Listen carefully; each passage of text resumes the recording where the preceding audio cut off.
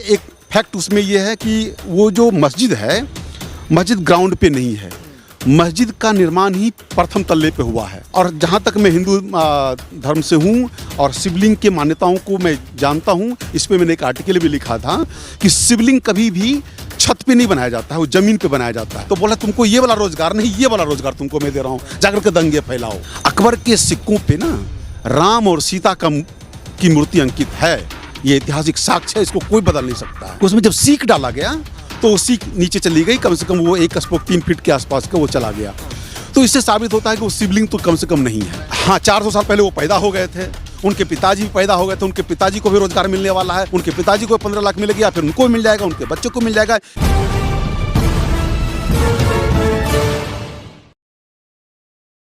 नमस्कार, मैं ज्योतिष चौहान। ज्ञानव्यापी मामले पे आज फिर से कोर्ट में सुनवाई थी। कोर्ट में सुनवाई पूरी हो चुकी है और सुनवाई के दौरान कोर्ट में जज के अलावा 36 और लोग मौजूद रहे और इस मुद्दे पर बातचीत करेंगे। हमारे साथ अंगेश जी हैं।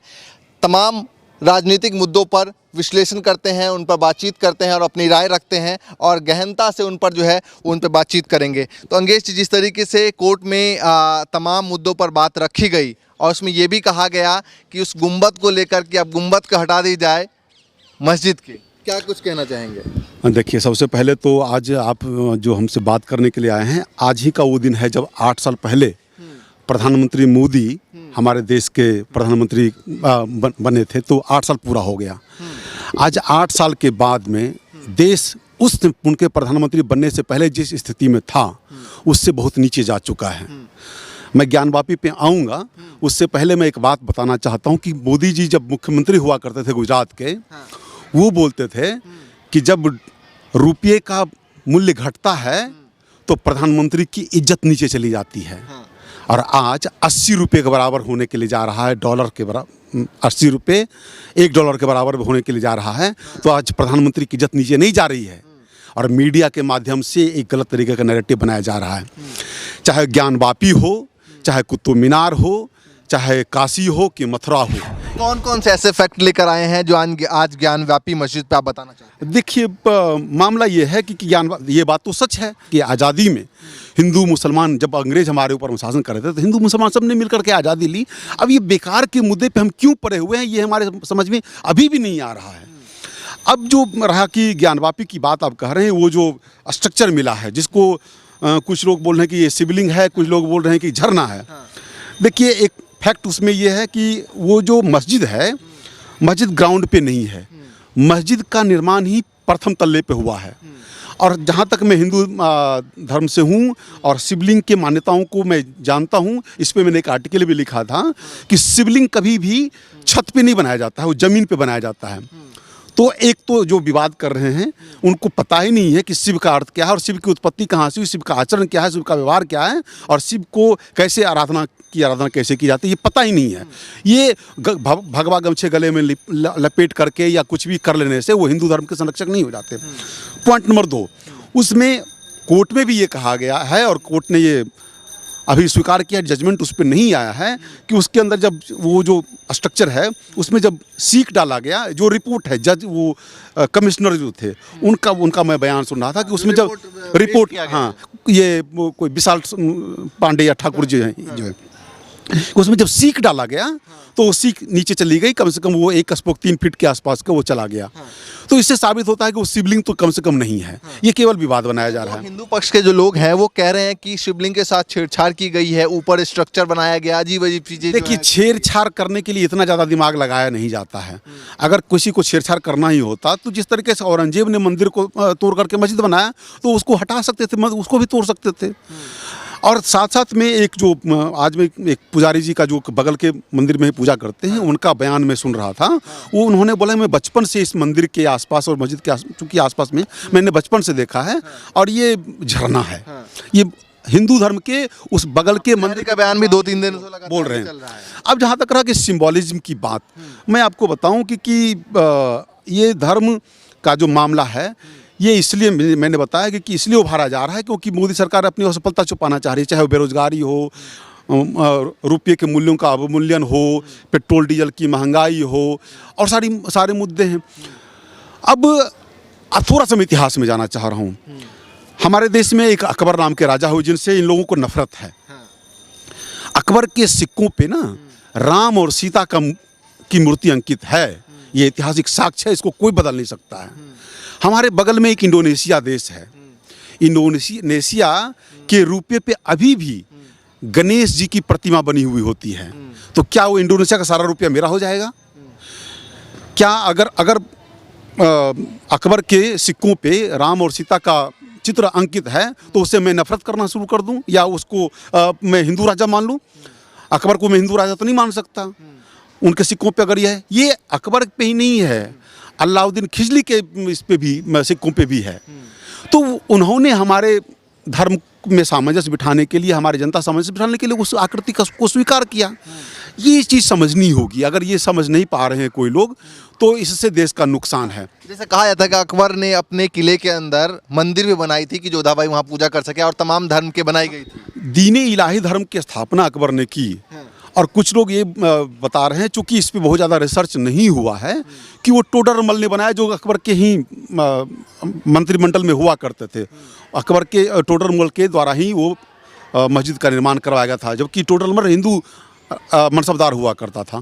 तो ये एक हमारे धर्म की संस्कृति रही है। आज इसको अलग तरीके से पेश किया जा रहा है और ये इससे मैं आपको बता रहा हूँ, ये केवल टीवी डिबेट का मामला है और कुछ खास वर्ग का मामला है। आज पूरे देश की जनता, हमारे सा युवा बेरोजगारी में बात करना चाहता है। डिबेट में भी बार बार यही कहा जा रहा है कि अब हिंदू धर्म की आस्था का विषय आ गया। ये कोई आस्था वास्था कुछ नहीं है। ये केवल असफलताओं से ध्यान हटाने का पूरा मामला है। आस्था करना हो ना, आस्था अगर करना हो तो दिल से होता है। कितने प्रतिशत युवा और पढ़े लिखे युवा मंदिर जाते हैं, ये हमें कोई डेटा दे दे। हिंदू धर्म अहिंसा की बात करता है, ठीक है।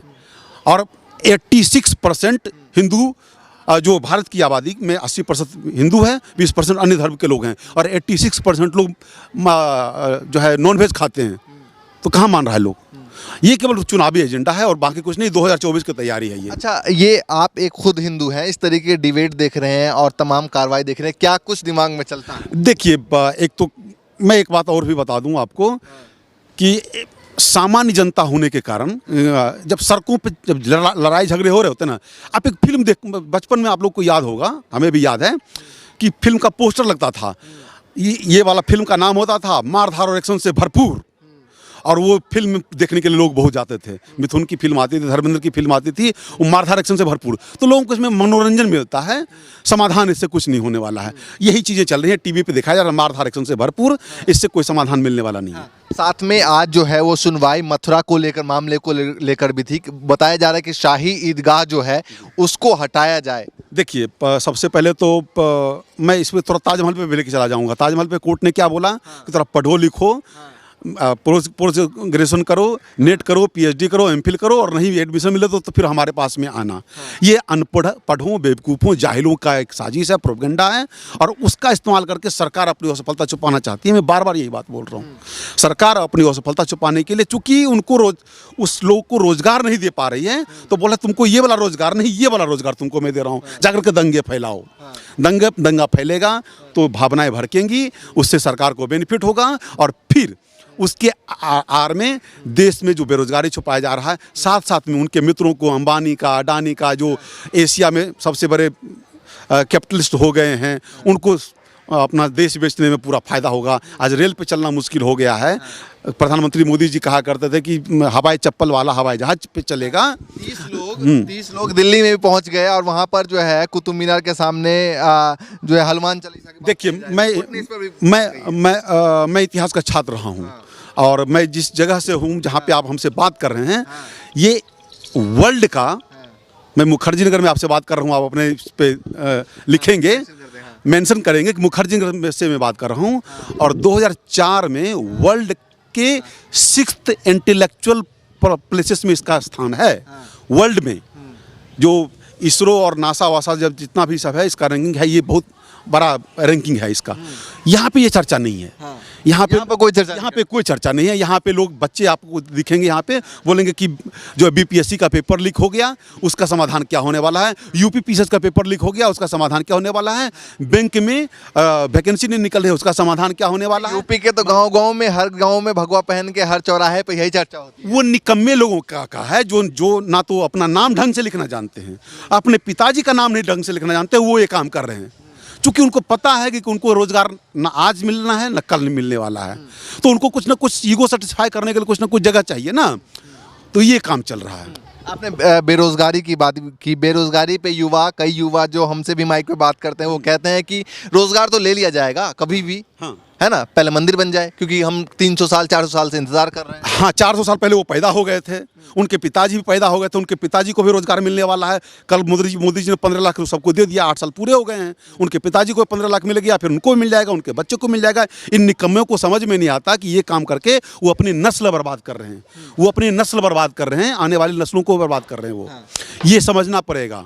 और मैं जो आप बार बार बोल रहे हैं ना, ये कुछ प्रतिशत लोगों का है और उसको टीवी पे दिखाया जा रहा है, इसके कारण से शोर शराबा आपको दिखता है। बाकी सामान्य जनता को महंगाई से परेशानी है, महिलाओं की सुरक्षा से परेशानी है, ठीक है, बेरोजगारी से परेशानी है, गैस सिलेंडर 1000 रुपया हो गया उससे परेशानी है। मैं एक और बात आपको बता देना चाहता हूँ, अगर ज्ञानवापी पे चर्चा नहीं होगी तो गैस सिलेंडर जो 1000 रुपये का हुआ है, और इसमें मैं और भी जोड़ दूँ, उज्ज्वला योजना को मैं साथ में जोड़ देना चाह रहा हूँ कि उज्ज्वला योजना का सिलेंडर किस लिए दिया गया आपको पता है? फ्री क्यों दिया गया था? क्योंकि अगर सिलेंडर दे देंगे तो उसमें 1000 रुपये वाला गैस खरीद के अंबानी को फायदा पहुंचाया जा सकेगा। यानी अंबानी को फायदा पहुंचाने के लिए मोदी जी ने ये योजना लाया था।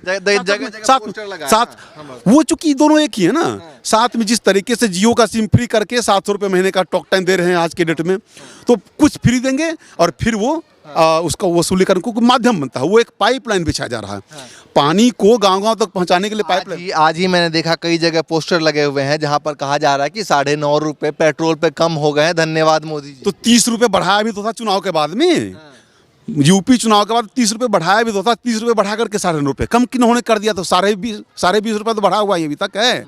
Point number 1। दूसरा जो है, ये चुनाव के समय में लाभार्थी योजना करते, राशन वो सबको दे रहे थे, पकड़ के उसमें फोटो छपवा रहे थे अपना, इधर दाढ़ी वाले बाबा का, इधर टकले वाले बाबा का फोटो लग करके पूरे गांव जा रहा था।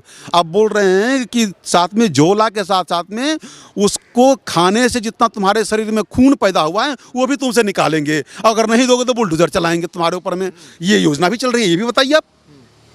नहीं तो आप बता रहे हैं, हम दिखाएंगे इसको, ठीक ना। वो बोल रहे हैं कि राशन जो गया था, राशन को खाने से नमक और दाल भी उसमें जो रिफाइन भी, वो जो अंबानी वाला जो तमाम मुद्दे जो चल रहे हैं वो चुनाव को लेकर, उसमें जो रिफाइन भी गया था ना अंबानी वाला, जो फॉर्चून वाला है, उससे जितना ब्लड बना है ना वो भी अब सिरिंज लगा के निकालने के लिए का प्रयास किया जा रहा है। अभी को कार्ड को 75 हज़ार का वो रसीद भेजा जा रहा है। अब बोला नहीं अगर दोगे तो जो योगी बाबा वाला जो बुलडोजर है वो घर पे भी चलेगा और सीना पे भी चलेगा। चलिए, हमारे साथ अंगेश जी थे, इनसे बात कर रहे थे कि जिस तरीके से ज्ञानव्यापी मामले में लगातार सुनवाई चल रही है, क्या कुछ मुद्दा है, क्या कुछ फैक्ट है, और तमाम मुद्दे पर गहनता से इन्होंने बताया क्या कुछ चल रहा है फिलहाल की स्थिति में। लगातार आपको अपडेट देते रहेंगे इस मामले में। फिलहाल के लिए नमस्कार।